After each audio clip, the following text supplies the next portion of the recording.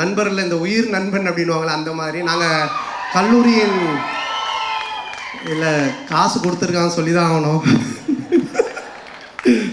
அதாவது கல்லூரியின் கதை படத்தில் நாங்கள் 2 பேரும் ஃப்ரெண்டானோடனே ஃபஸ்ட்டு படத்தில் நல்லா க்ளோஸ் ஆகிட்டோம். அப்போ வந்து படத்துலலாம் பார்த்தீங்கன்னா ஹீரோயினுக்கு ஃப்ரெண்ட்ஸாக பெங்களூர்லேருந்து ரிச் கேர்ள்ஸ் கூட்டின்னு வந்து நடிக்க வைப்பாங்க. அவங்க தான் கூட வருவாங்க ஃப்ரெண்ட்ஸாக. அப்போ எந்த வந்து மன்மதன் ரிலீஸ் ஆகி ஒரு 2 படம் தான் ரிலீஸ் ஆகிருந்துச்சு. பெருசாக எனக்கு தெரியாது வெளியே. ரெண்டாவது அவங்க பெங்களூர்லேருந்து வந்திருக்காங்க. ஆர்யா தான் ஹீரோ. அவங்க அறிந்து மரியாமல் நடித்து முடிச்சிருக்காங்க, ரிலீஸ் ஆகலை.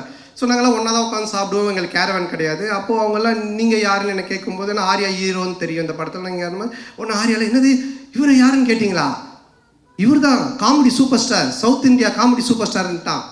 ஆனால் அவங்களாம் is a comedy superstar south India, yes Telugu Malayalam Tamil all language is a super ஸ்டார்ன்ட்டான். ஒன்று அந்த பொண்ணுங்களாம் ஒரு மாதிரி டவுட்டாக என்னை பார்த்தாங்க. பார்த்தோன்னே டக்குன்னு ஆர்யாவில் வச்சா அவங்க டவுட்டாக பார்க்குறாங்க. டக்குன்னு ஒரு காமெடி பண்ணு அப்படின்னா, டேய் என்னடா சம்மந்தமே இல்லாமல் காமெடி சூப்பர் ஸ்டார்னு இப்போ காமெடி பண்ணுன்ற பச்சை பண்ணு தப்பாயிடும் நீ பண்ணு அப்படின்னா, சரி நானும் எழுந்து அவங்க முன்னாடி சரி பழைய பாட்டுக்கு இப்போ இருக்க ஹீரோஸ்லாம் டான்ஸ் ஆன அப்படின்னா ஆடி காமிச்சிக்கிட்டு இருக்கேன். அவங்க சிரிக்கல, மச்சான் பத்தலை இன்னும் நல்லா பண்ணு அப்படின்னா. இதை தான் நாங்கள் பிஎஸ்ஓபியில் கூட வச்சுருந்தோம்.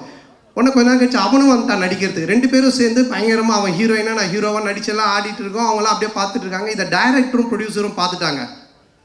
2 பேரும் கூப்பிட்டு என்ன சார் ஒரு ஹீரோ ஒரு காமெடியானு அந்த பொண்ணுங்க முன்னாடி போய் டான்ஸ் ஆடினு காமெடி பண்ணிட்டு இருக்கீங்க அப்படின்போது, இல்லை சார் அவனை வந்து ப்ரூவ் பண்ண நான் சொன்ன மச்சான் என்னை ப்ரூவே பண்ண வேணாம், என்னை விட்டுரு நான் காமெடினா இல்லாமல் கூட போகிறேன்ட்டு. அதுக்கப்புறமா அந்த காமெடி சூப்பர் ஸ்டார்ன்றது அவன் விடவே இல்லை. சேட்டை படம் அப்போது காமெடி சூப்பர் ஸ்டார்னு டைட்டிலே எனக்கு போட்டுட்டான் படத்தில்.